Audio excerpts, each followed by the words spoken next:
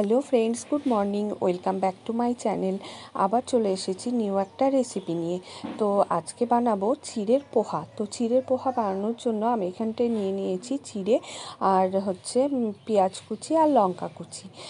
তো চলো বন্ধুরা, দেখো এবার একটা কড়াইতে তেলটাকে গরম করে নিতে হবে, সরষের তেল। তোমরা চাইলে রিফাইন তেল দিয়েও করতে পারো, মানে সাদা তেল দিয়েও করতে পারো।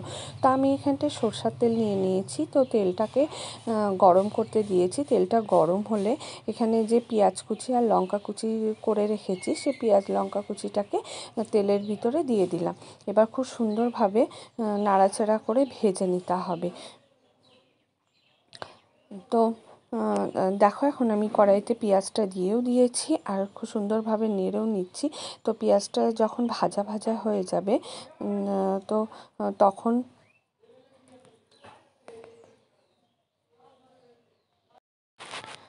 পেঁয়াজটাকে খুব সুন্দরভাবে ভেজে নিতে হবে। আর দেখো, এখানটায় যখন একটু লাল লাল হয়ে ভাজা হয়ে আসবে, তো তখন চিড়েটা ধুয়ে দিয়ে দিতে হবে। আর তোমরা এখানটায় স্বাদ মতন লবণ দেবে। লবণটা দিলে পেঁয়াজটা তাড়াতাড়ি নরম হয়ে যায়।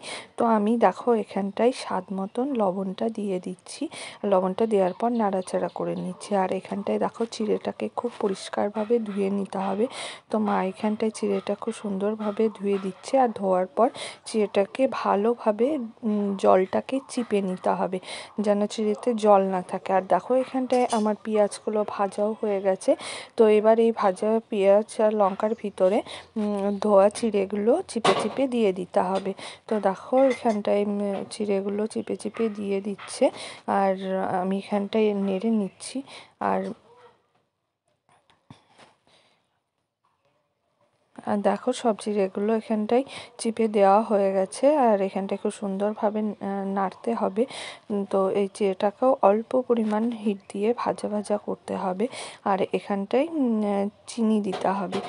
তো তোমরা যে যেরকম মিষ্টি খাও সেই পরিমাণ চিনি দেবে। তোমরা চাইলে এখানটায় বাদাম, কিশমিশ এগুলো দিতে পারো। তো আমি এখানটায় পুরো সিম্পলভাবে বানিয়েছি, সেই জন্য আমি কোনো কিছু দিইনি।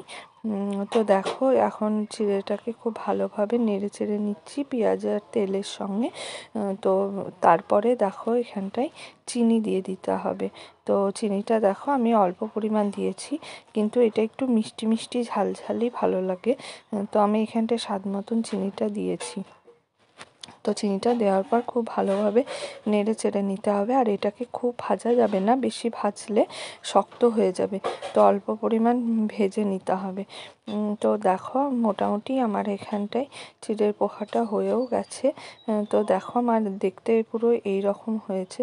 তো কার কার চিড়ের পোহা খেতে ভালো লাগে, আর যদি আমার রেসিপিটা ভালো লাগে তাহলে লাইক, কমেন্ট, শেয়ার, সাবস্ক্রাইব করে দিও।